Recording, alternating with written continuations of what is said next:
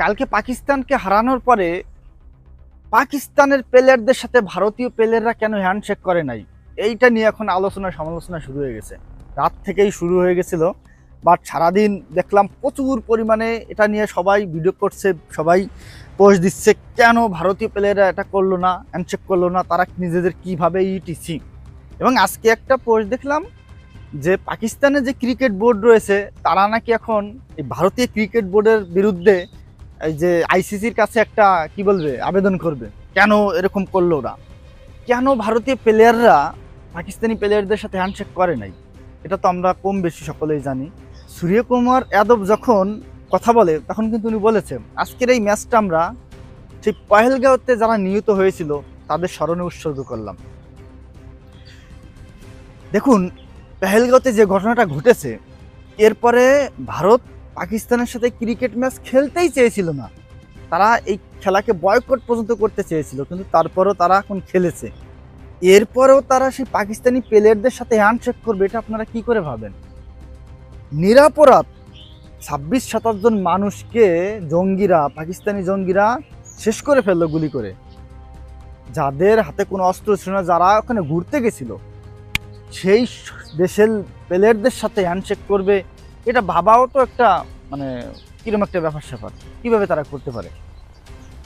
আর যাদের বুদ্ধি রয়েছে তারা কখনো এটা নিয়ে কথা বলবে না। শুধু ভাবুন, আজকে ভারত বলে আপনি এত কথা বলতেছেন যে হ্যান্ডশেক করলো না কেন।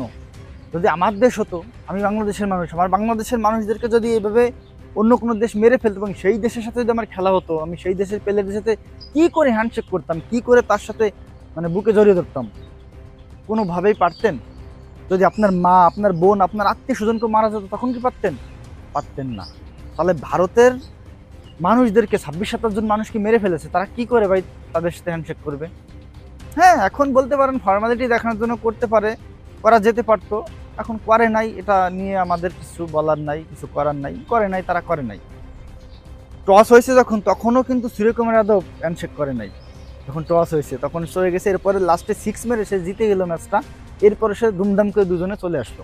পাকিস্তানি প্লেয়ারদের সাথে কোনো প্রকার কথাবার্তা তারা বলে নাই।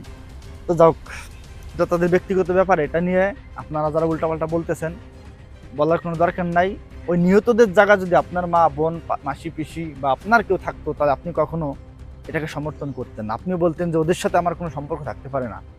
যদিও আমরা বাংলাদেশের মানুষ অনেকে অকৃতজ্ঞ রয়েছি, যেমন পাকিস্তানিরা আমাদের 30 লক্ষ মা বোনকে মেরেছিল, 2 লক্ষ মা বোনের ইজ্জত নিয়েছিল, 30 লক্ষ মানুষকে, আমাদের বাঙালিকে হত্যা করেছিল, তারপরেও তাদের সাথে আমরা এক টেবিলে বসে খাবার খাই, একসাথে বসে গলা জড়ায় ধরি, তাদের সাথে কত ভাবপিরিত দেখাই।